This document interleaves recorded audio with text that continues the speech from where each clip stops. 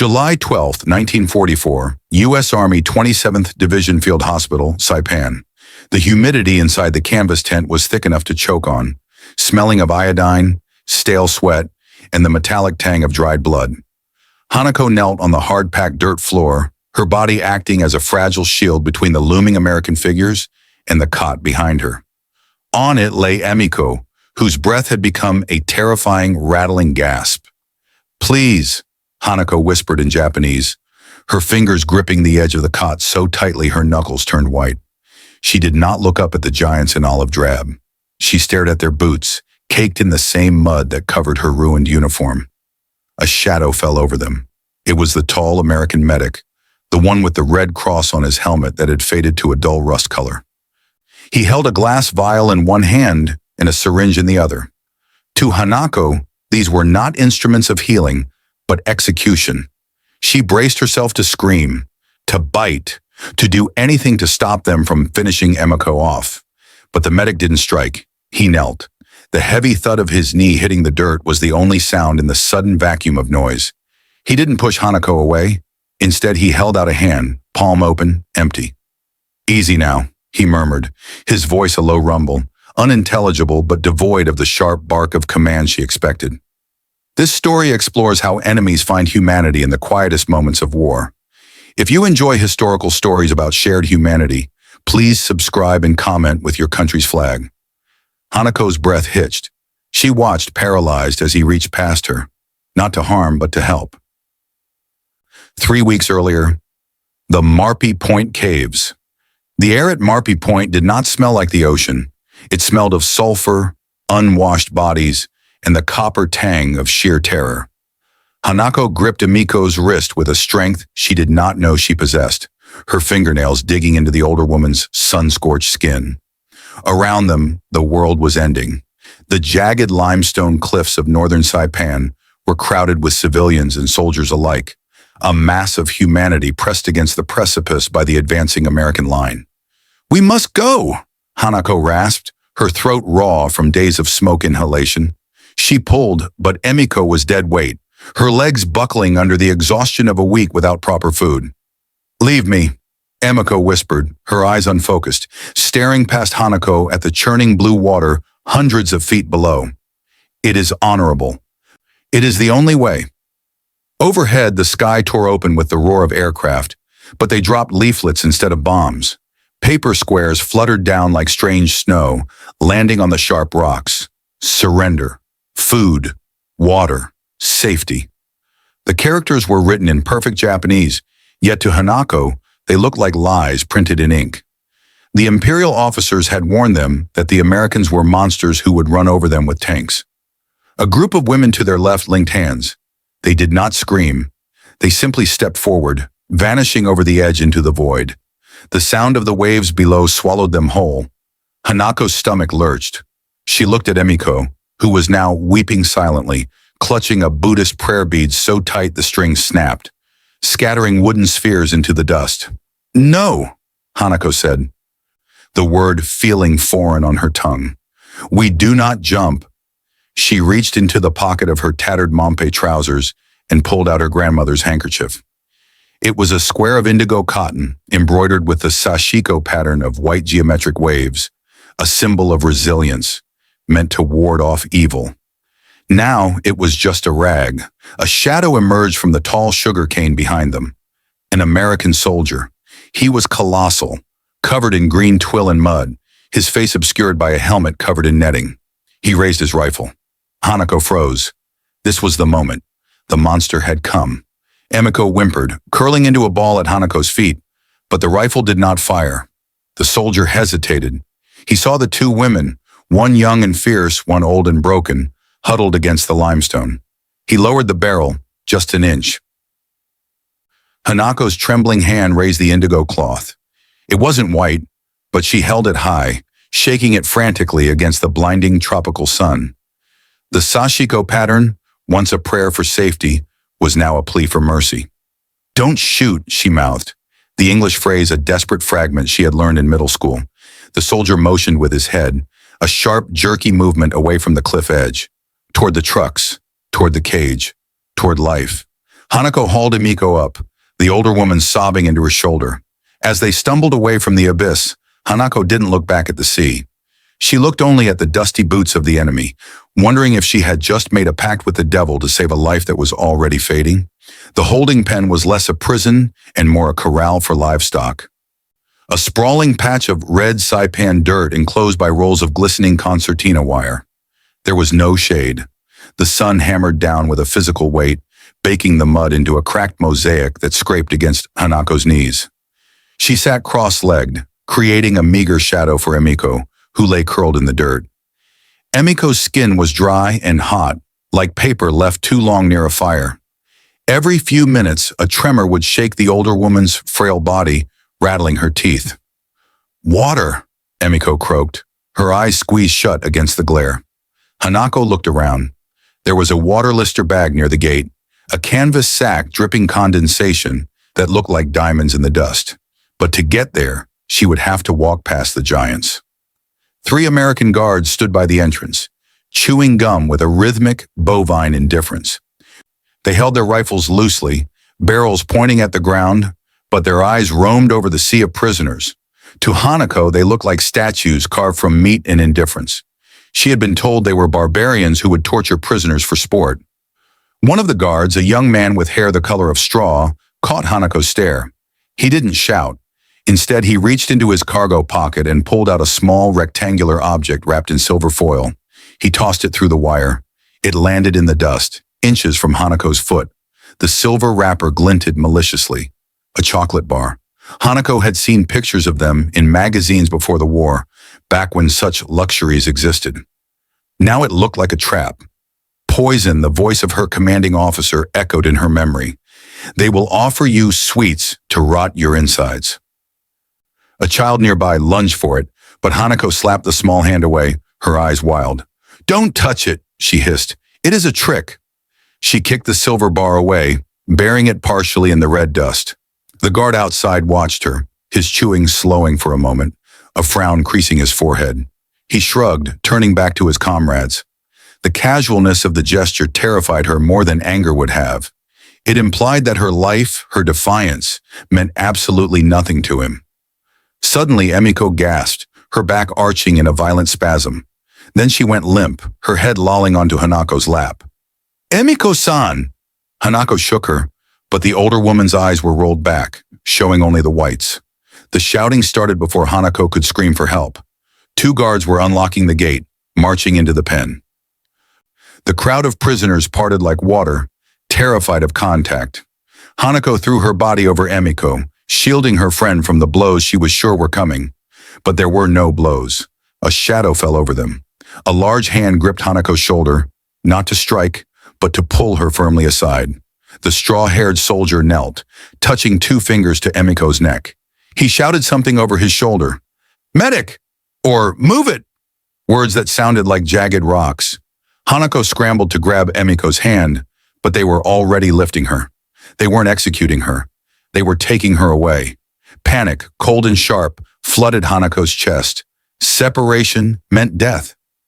"I go too," Hanako cried in broken English, scrambling up, clutching the dirty sashiko cloth in her pocket as if it were a passport. "I go." The journey was a blur of grinding gears and dust, but the destination was a shock to the senses. The truck halted not at an execution pit, but before a sprawling canvas city that glowed from within. The 27th Division Field Hospital rose from the flattened grass like a series of white mountains, humming with a low, constant vibration that Hanako felt in her teeth.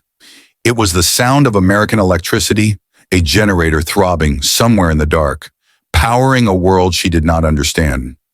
They were herded inside the main tent. The air here changed instantly. Gone was the smell of red dust and human waste.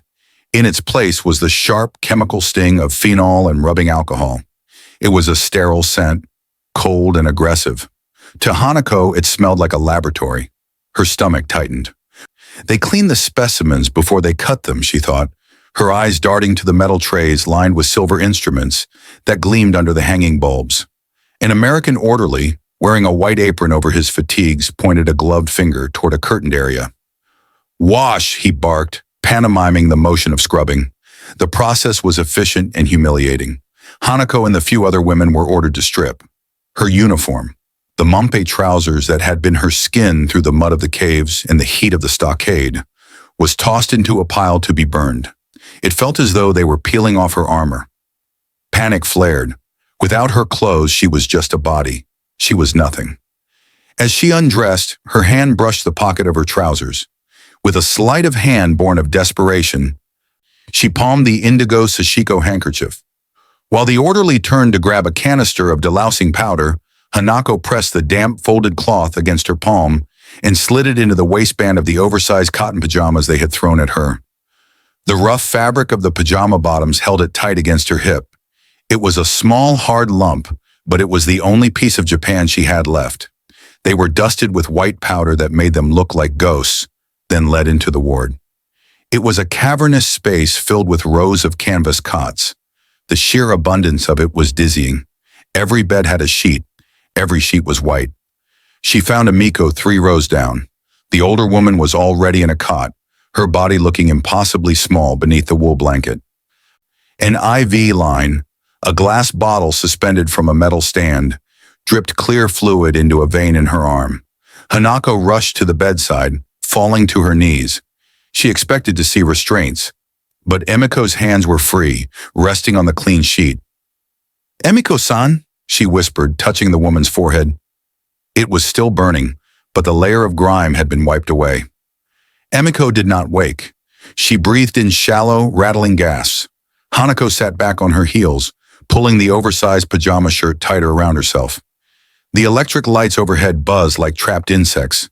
She touched the hidden lump of the sashiko cloth at her hip, grounding herself. She was in the belly of the beast now, surrounded by their machines and their medicine. She would watch, she would wait, and she would not let them take anything else. The heat inside the tent was different from the outside. Outside, under the sun, it was a bludgeon. Inside, trapped under the heavy canvas, it was a suffocating blanket. Even with the electric fans whirring lazily overhead, the air remained stagnant. "Mizu," Emiko moaned, the word barely a whisper. Her lips were cracked, coated in a dry white film. She thrashed weakly on the cot, her hands grasping at the air for a cup that wasn't there. Hanako looked around desperately. She stood up, her oversized pajamas hanging loosely on her frame, and scanned the aisle. An American nurse bustled past, carrying a tray of bandages, but she moved with such purpose that Hanako shrank back, afraid to interrupt. She didn't know the words. Water? Aqua? Her throat tightened. If she asked, would they deny her? Or worse, would they punish her for speaking? A heavy boot scuffed the floorboards. Hanako turned to see the tall medic, the one called Miller. He had removed his helmet, revealing hair that was thinning at the top and graying at the temples. He looked tired. In his hand, he held a large, battered aluminum pitcher. He stopped at the foot of Emiko's cot.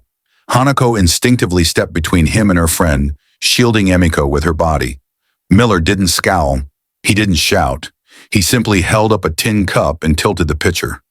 Clink, clack. The sound was sharp and unmistakable. It was the sound of glass hitting glass, or stone hitting stone. Solid objects tumbled into the cup, followed by the rush of liquid. Hanako stared. Condensation beaded on the outside of the pitcher, running down the metal in thick, cold tears. Miller held the cup out to her. Hanako hesitated. She looked down into the vessel. Floating in the clear water were 3 perfect, jagged cubes of ice. Her mind reeled. Ice? Here? In the middle of the Pacific, where men rotted from jungle rot, and the drinking water usually tasted of iodine and gasoline? The Imperial Army had barely enough rice to feed the troops, yet the Americans had machines to freeze water in the middle of hell. It was a display of power more terrifying than their tanks. "Take it," Miller said softly, pantomiming a drinking motion. Hanako reached out, her fingers brushing his. His skin was warm. The cup was freezing. The cold shock traveled up her arm. She brought the rim to her lips, watching him over the metal edge. If it was poison, she would die first. That was her duty. She took a sip. The cold was violent. It shocked her teeth and numbed her tongue, a pure, clean sensation that had no taste of chemicals, only the memory of winter in Hokkaido. It was the most delicious thing she had ever tasted. She lowered the cup, letting out a long, shaky breath. She nodded once to Miller. Not a bow, just a nod. Turning to the cot, Hanako slid her arm under Emiko's neck, lifting her head gently. "Drink, Emiko-san," she whispered, bringing the freezing metal to the dying woman's lips. "It is a miracle. It is winter." The rain in Saipan did not fall. It hammered. The sound of the tropical downpour hitting the taut canvas roof of the hospital tent was a deafening, relentless roar that drowned out the groans of the wounded and the squeak of leather boots. Inside this gray, humid bubble, Hanako fought her secret war. Emiko's condition was deteriorating. The fever had burned away the last of her reserves, leaving her delirious. Suddenly, a wet, hacking cough seized her frail body. Hanako lunged forward, not to comfort, but to conceal. She knew the logic of war: the weak are burdens, and burdens are discarded. If the Americans saw blood, they would know Emiko was dying. Hanako pulled the indigo sashiko handkerchief from her waistband. She pressed it against Emiko's mouth just as the red flecks spattered out. The white embroidery, the geometric waves meant to symbolize the ocean's protection, stained crimson. Hanako quickly folded the cloth, hiding the bright red inside the dark blue, her heart pounding against her ribs like a trapped bird. She looked up, terrifyingly aware of a presence. Dr. Miller was standing at the foot of the cot. He had been there the whole time, a silent observer amidst the noise of the rain. Hanako froze. Clutching the bloody cloth behind her back, she waited for the shout, for the order to drag Emiko away to some pit outside. Miller didn't speak. He walked around the side of the cot, his movements slow and deliberate. He carried a metal tray piled high with supplies, things Hanako had only dreamed of in the caves: rolls of pristine white gauze, adhesive tape, and antiseptic that smelled of pine. He reached out, not for the hidden handkerchief, but for Emiko's arm, where the IV needle had worked itself loose during the coughing fit. The skin was bruised and paper-thin. Hanako flinched, her instinct to slap his hand away warring with the reality of their helplessness. Miller ignored her fear. He peeled away the old, soiled tape with gentle efficiency. Then he looked at Hanako. He picked up a fresh roll of gauze and held it out, not giving it to her, but displaying it. He tore a strip with a sharp snap, applied a dab of ointment to the needle site, and wrapped the arm in a neat, crisscross pattern that secured the line perfectly. He paused, then unrolled a second length of gauze and left it on the bedside table, along with a pair of scissors. He met Hanako's eyes. He pointed to the bloody handkerchief she was hiding, then to the clean pile of cotton he had left. The message was clear. "Use this. We have plenty." He turned and walked away, vanishing into the gray gloom of the ward. Hanako stared at the white gauze. In the Imperial Army, they had washed bandages until they fell apart. Here, the enemy treated cotton as if it were air, endless and free. She slowly brought her hand out from behind her back, looking at the ruined sashiko cloth. She tucked it away, then reached for the American gauze. Her hands trembled as she began to replicate the knot he had shown her. It was a strange, confusing feeling, learning to heal from the hands that held the gun. The 7th day brought a different kind of quiet to the 27th Division Field Hospital. The roar of the trucks diminished, and the constant shouting of orders softened into a murmur. But it was not silent. Drifting through the canvas walls came a sound that Hanako found deeply unsettling because it was undeniably beautiful. It was singing. Male voices, dozens of them, joined in a slow, harmonious chorus. Hanako sat on the edge of her cot, her back rigid. She knew what this was. The Americans were holding a religious service. In her mind, she tried to picture them, the giants who drove the bulldozers and fired the flamethrowers, now standing with their heads bowed, singing to their God. It should have sounded triumphant, a song of conquerors. Instead, the melody was heavy, laden with a sorrow that vibrated in the humid air. Amazing grace, how sweet the sound. The words meant nothing to her, but the tone spoke a universal language of loss. It annoyed her. She wanted them to be monsters, void of feeling. If they were human, If they missed their homes as she missed hers, then hating them became a complicated, exhausting labor. The flap of the tent opened, letting in a slice of blinding sunlight. A female American nurse entered. She was not like Miller. She was young, with hair the color of dried corn tucked under a starch-white cap. She carried a wicker basket pressed against her hip. She moved down the row of cots, stopping at Hanako's station. The nurse didn't speak. She simply reached into the basket and placed 3 bright, round objects on the bedside table. Oranges. Hanako stared. The fruit was a shocking burst of color against the drab olive and gray of the tent. They looked like small suns. In the caves, people had fought over lizard tails and muddy roots. Here the enemy delivered fruit that looked as if it had been plucked from a garden that morning. The nurse offered a tentative, tight-lipped smile before moving to the next bed. Hanako reached out and picked up one of the oranges. The skin was thick and pitted. She pressed her thumbnail into the rind. A fine mist of oil sprayed out, invisible but potent. The scent hit her instantly, sharp, sweet, and overwhelmingly citrus.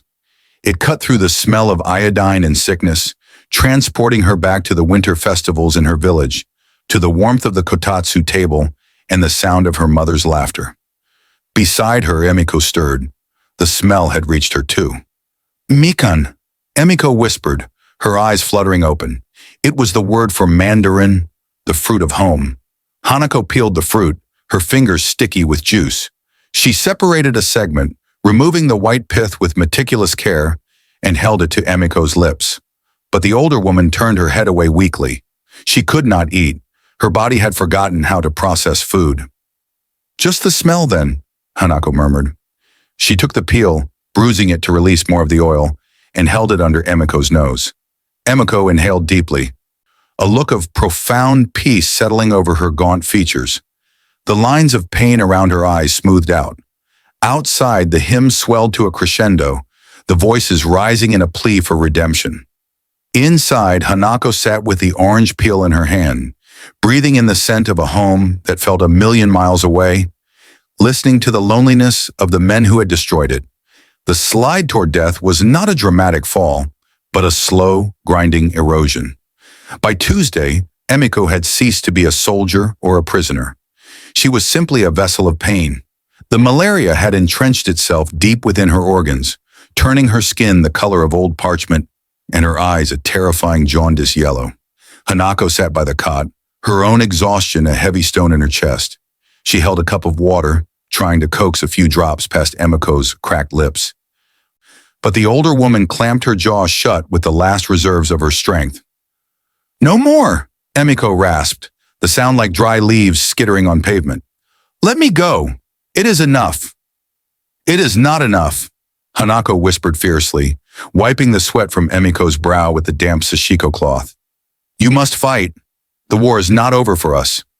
"The war!" Emiko's eyes wandered, unfocused, staring at the canvas ceiling as if it were the sky over Tokyo. She began to mutter, her voice shifting from the harsh tones of a soldier to the soft, pleading cadence of a child. She called for her mother. She called for a brother who Hanako knew had died in China 3 years ago. The delirium was worse than the silence. It stripped away the stoicism they had cultivated so carefully.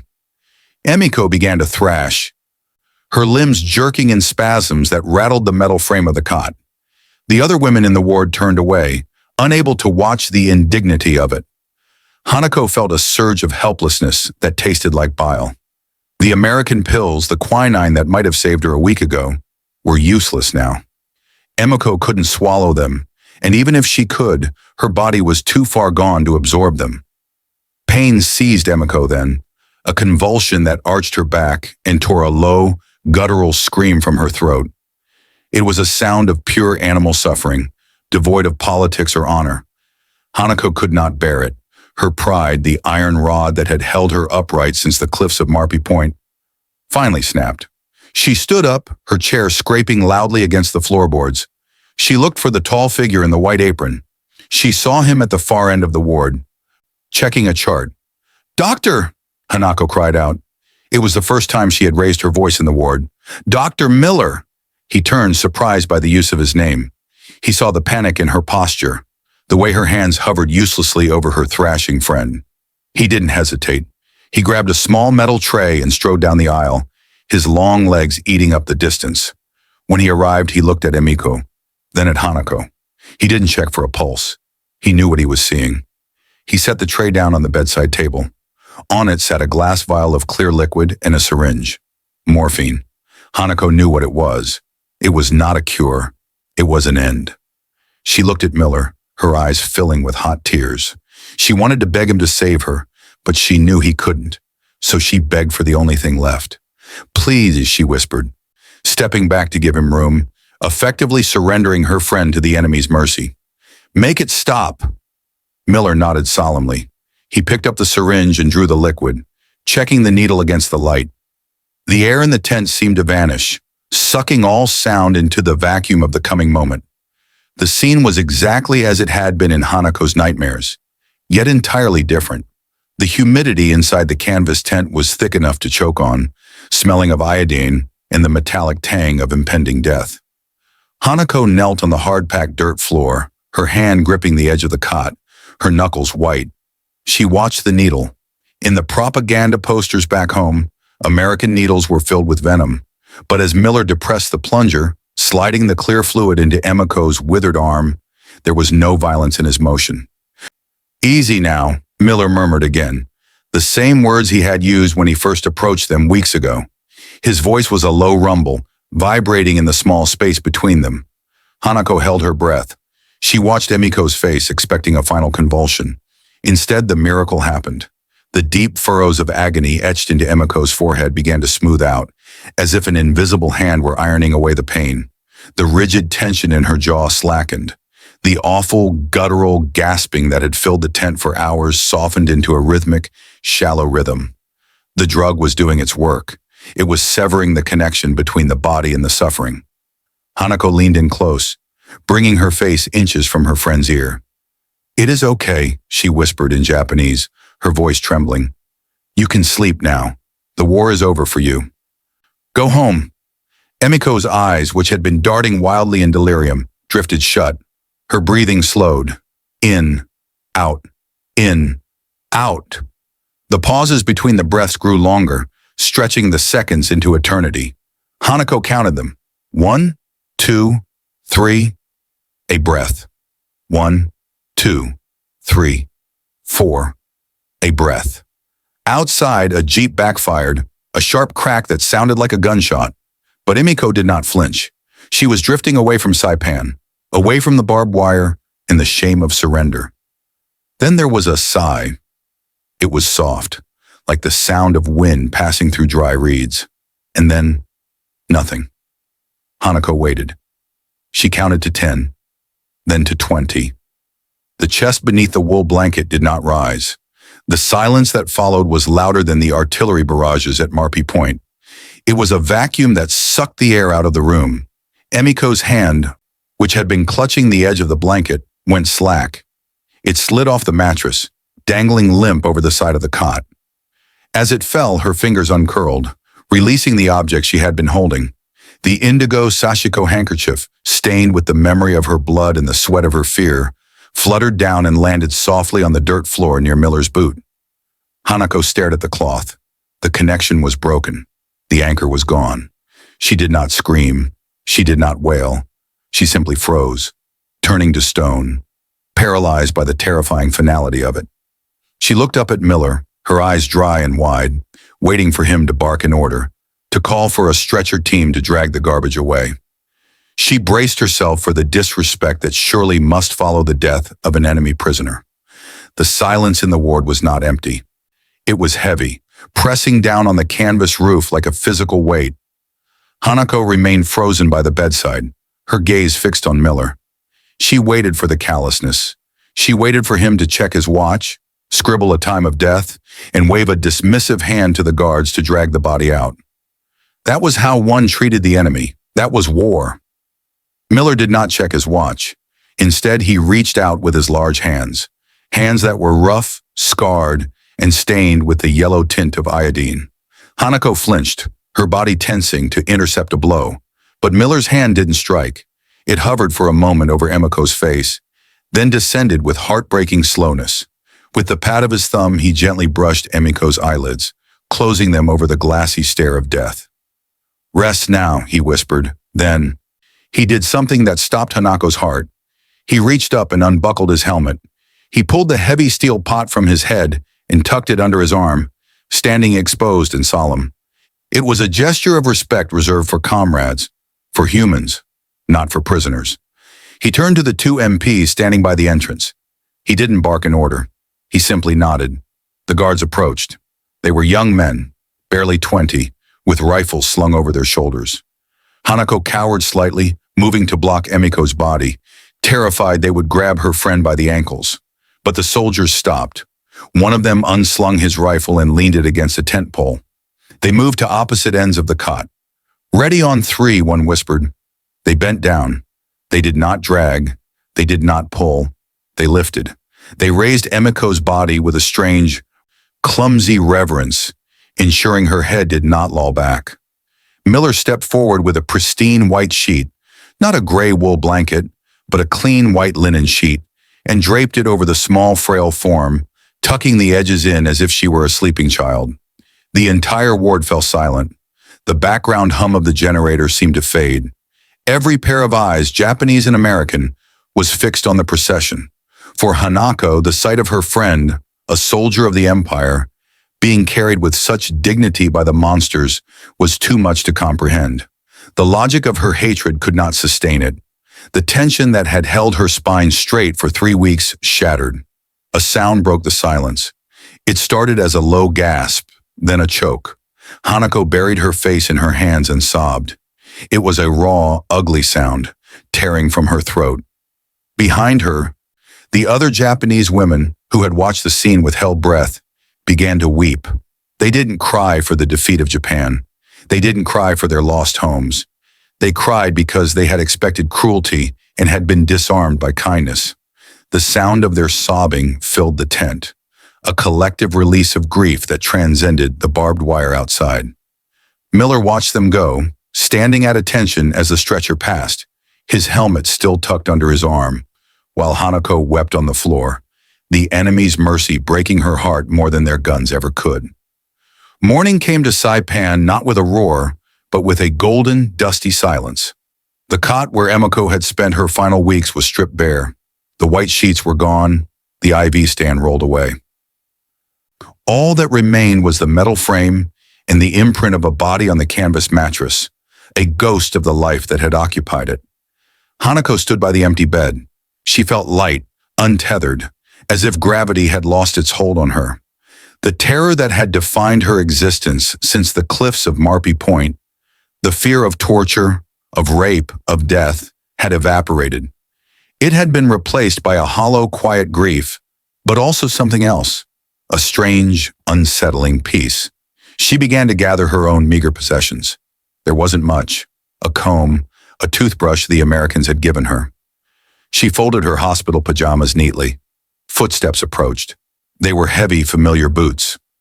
Hanako turned. Dr. Miller stood in the aisle.